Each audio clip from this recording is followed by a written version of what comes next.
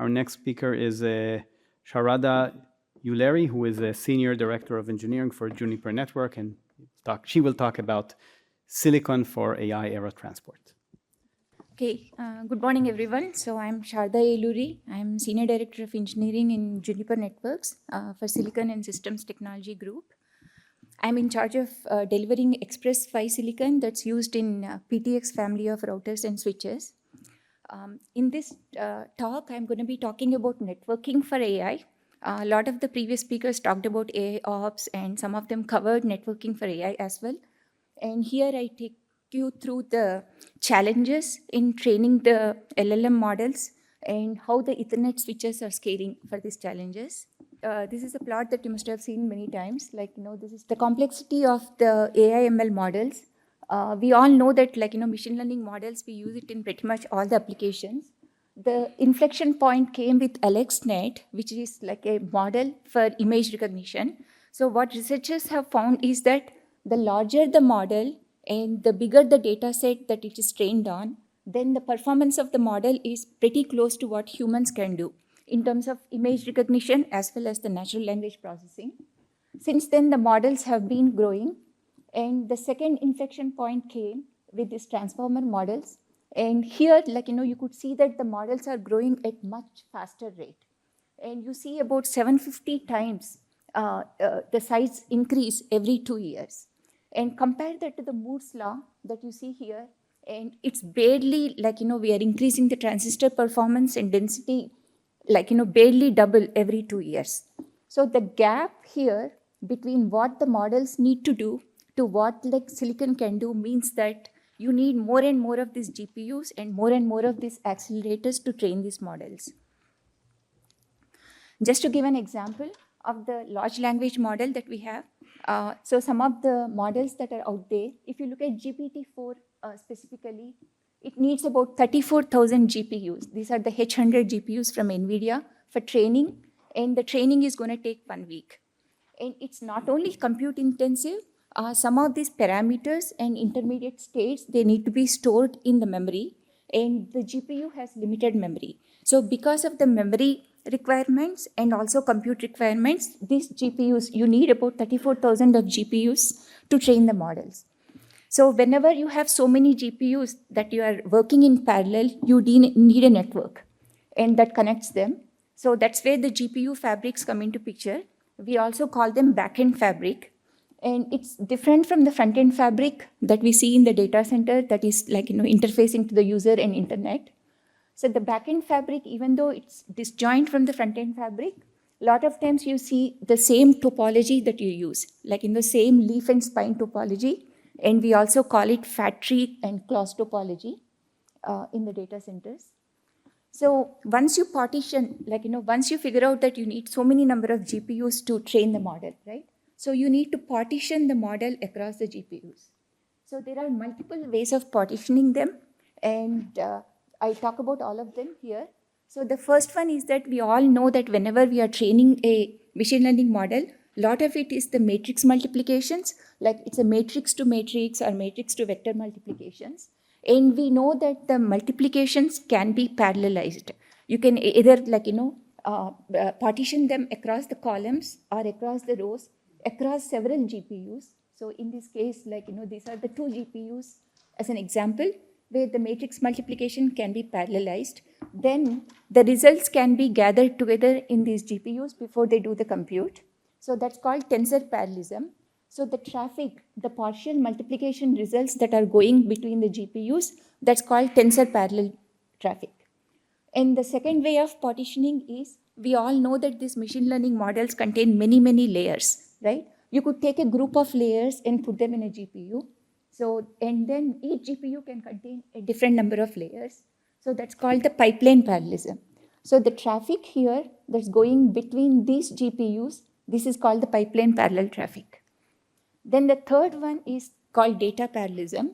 So here, when you have a very large training set, like trillions of tokens, and you don't want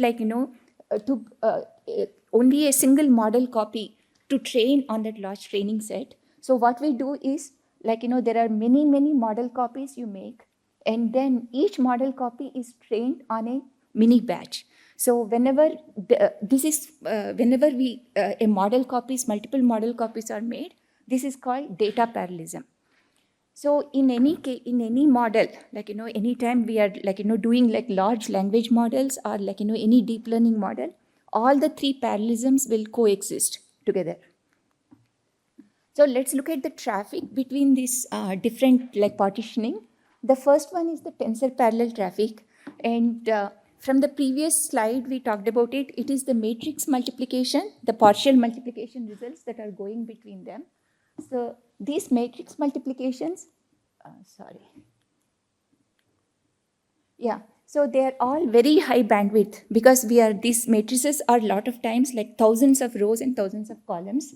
And many frameworks like the AI ML frameworks, they try to keep the tensor parallel traffic within the server. If you see it on the right side, it is an NVIDIA server with 8 H100 GPUs, and you have a lot of NV links, which are the high bandwidth vendor specific links that are connecting the servers with NV switches. And usually the bandwidth of the link, in this specific case, the NV link bandwidth about 9 times the bandwidth of the 400 gig interface that can go out of the server. So because of this high bandwidth NV links, it's very, it gives like a very optimal performance when you are doing the tensor parallel traffic between them. So now pipeline parallel traffic, this is the one that's going between the layers of the model, right? So although it is a high bandwidth, it's not as high bandwidth as the tensor parallel traffic. So it can be rail optimized. So a lot of times the pipeline parallel traffic has to cross the server. So it has to go between the servers, usually like in large language models. So when you do that, the way to connect them would be all the nth GPU of the servers, they all connect to the nth rail switch. That's what is called the rail optimized design. By doing that, the traffic from a server across all its rails, it's uniformly distributed. So this is what usually the lot of the GPU cluster designs, they follow this topology of the rail optimized design. Now coming to the data parallel traffic, if you remember from the previous slide, we said data parallel traffic is for multiple model copies. Whenever you have many model copies that are working on training, after a single iteration, every model copy has a gradient for every single parameter that it has. So all these gradients for a single parameter, they all need to be aggregated together, and the aggregated gradient has to be applied to the parameter, and that means the parameter needs to be adjusted before you do the second iteration, the next iteration of the training. So that's what that gradient aggregation, these gradients that are crossing between the model copies, this is called the data parallel traffic here.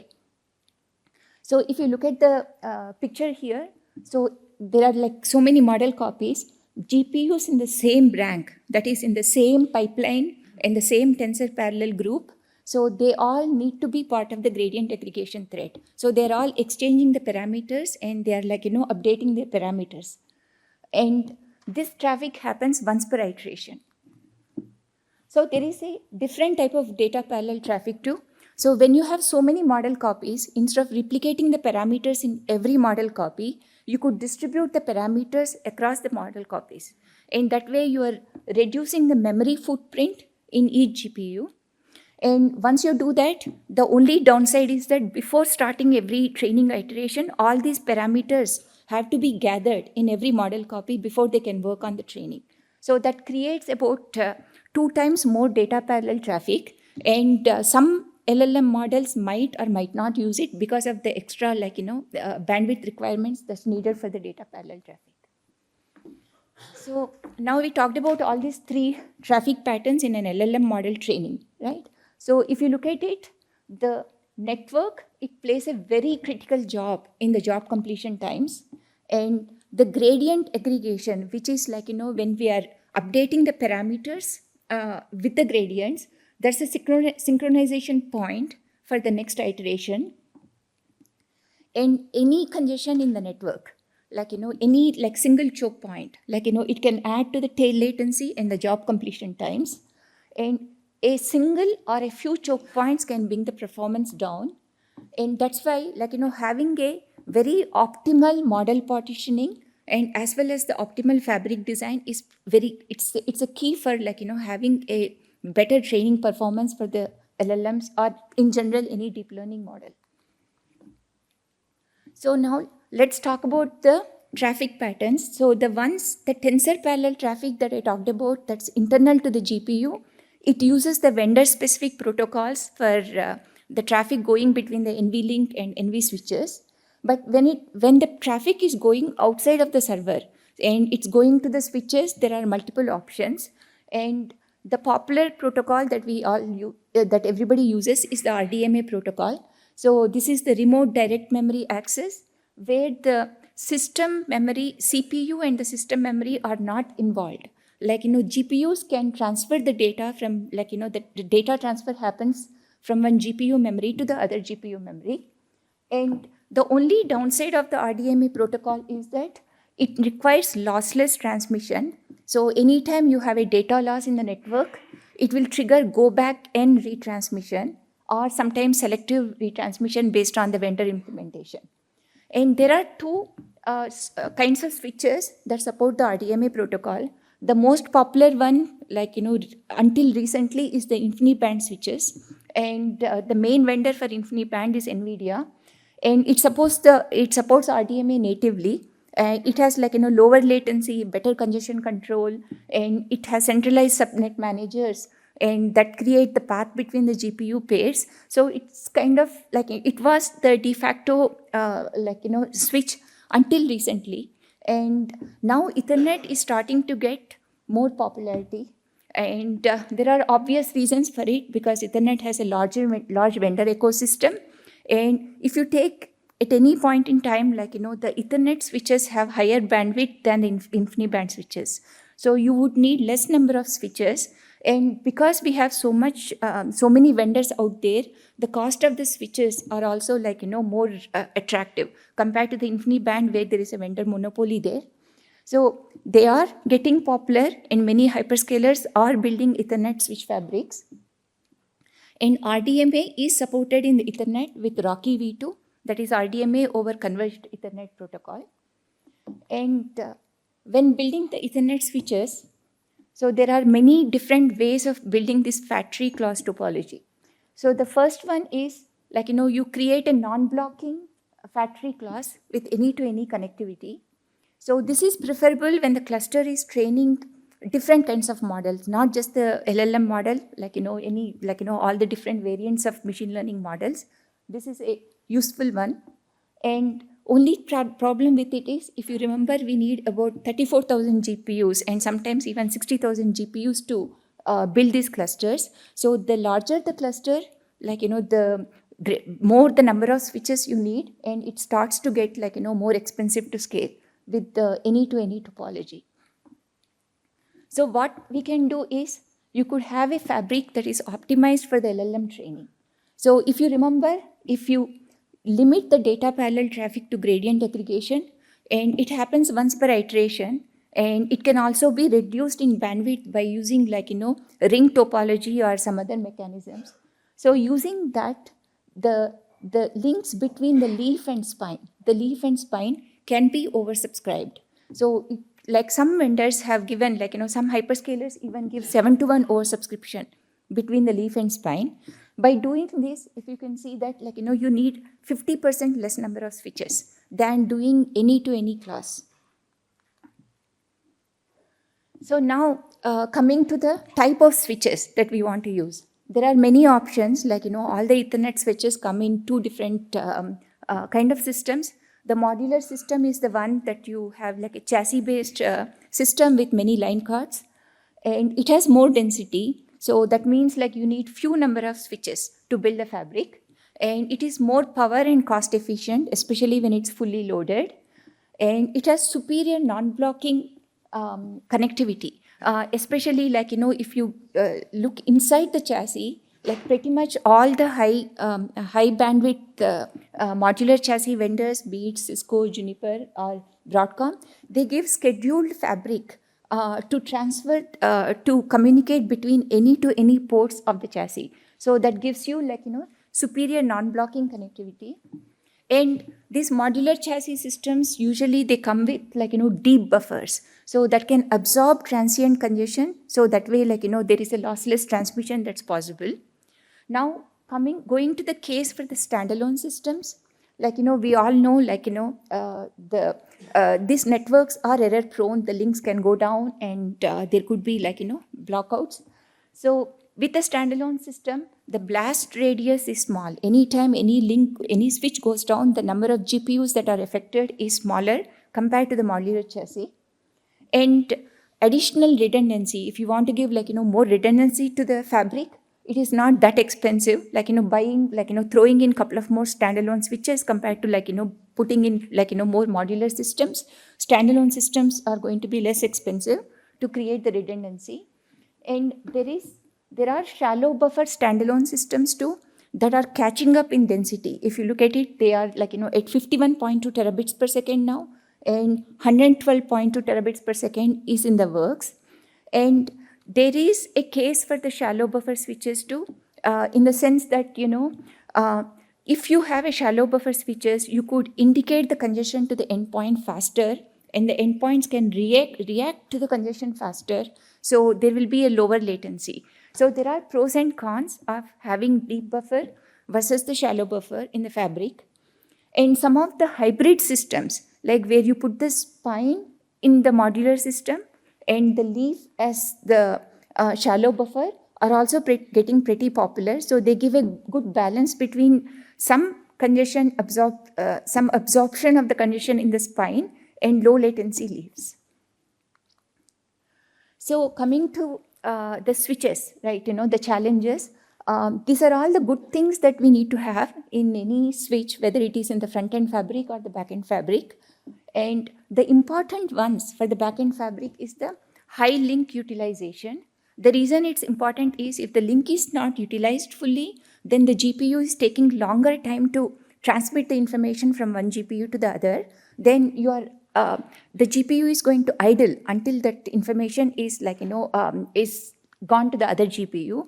And any time links are not utilized, and you are actually ending up spending more time doing the training, or you will end up adding more GPUs to the fabric. So either way, it is going to be expensive. Lossless transmission, we talked about, that is a side effect of the RDMA protocol. It requires lossless transmission. And uncongested fabric, because we don't want a single GPU or a single network switch to become the choke point in the training. So let's look at the congestion scenarios. Why do the fabric congestion happen, right?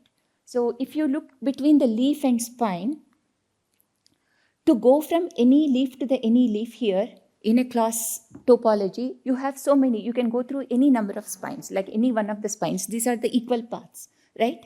So that's where ECMP load balancing kicks in to spray the flows across these paths. But the problem with the data parallel traffic, which is the main traffic between the leaf and spine, this is the one that's used for the gradient aggregation. The entropy is low. That means the number of flows that are going between the GPU to GPU, they are barely probably 1, or sometimes it's less than 8. Whenever you have entropy is low, the ECMP load balancing doesn't work well. A lot of times all of the more flows could be hashed to a single link or few number of links. So you have uneven congestion that's happening. So whenever you have uneven link utilization, you are not using the links fully. So that's the congestion scenario for the leaf to spine. Now going from spine to leaf to the switch, this is called incast congestion. What incast congestion means is that you have more traffic headed to this leaf than what the link between the spine and the leaf can handle. Similarly, you have more traffic that's headed from leaf to the GPU than what the GPU can handle. The reason it happens is, if you remember, there are many gradient aggregation threads that are running in parallel, and also there are many pipeline parallel traffics that are happening in parallel. And you also, in big clusters, we also see many training jobs that are happening in parallel. Whenever these disjoint flows are happening, they don't depend on each other, there is a transient congestion where things could be piling up and trying to go out of a single link or going to a single GPU where you have no control over the bandwidth of how much bandwidth it's trying to go there, right? Whenever this kind of congestion happens, things like pile up, and then you would have like a choke point, like, the entire fabric chokes. So how to get rid of the congestion? First, let's talk about the leaf to spine congestion.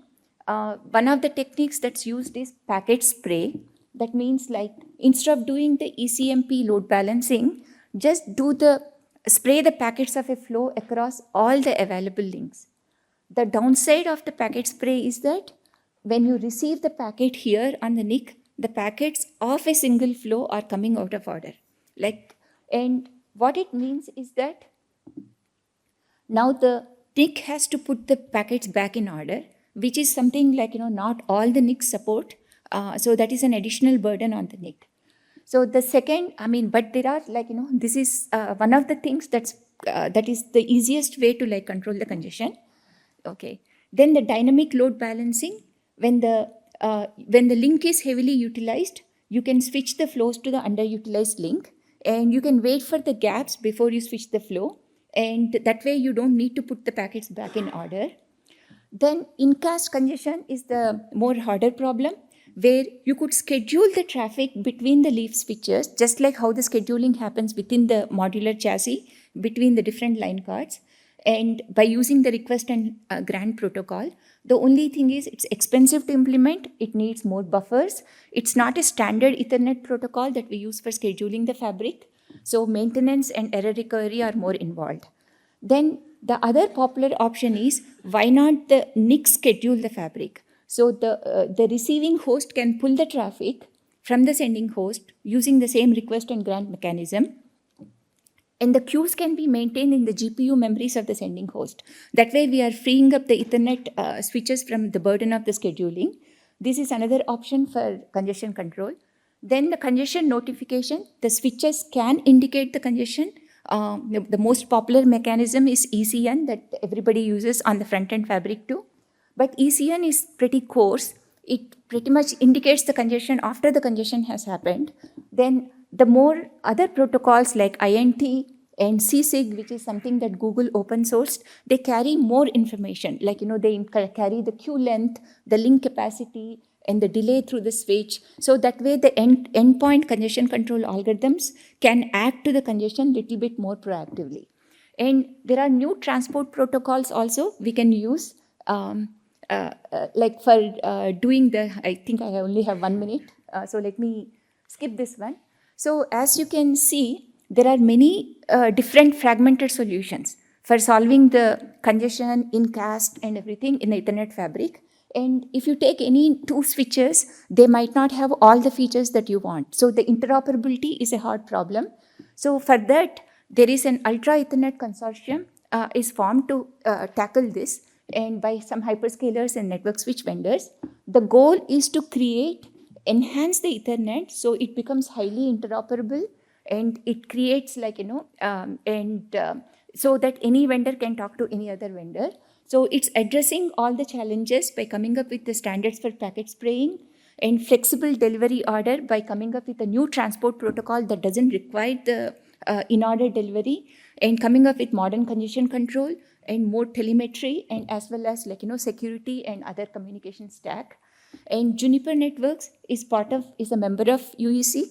We are actively participating in all the work groups, and we are trying to put all the critical features that are coming out of the UEC in our next generation PTX switches.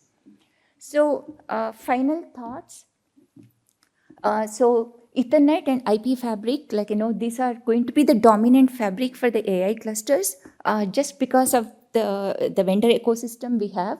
And there is UEC consortium that is formed to enhance the Ethernet standards for the AI clusters.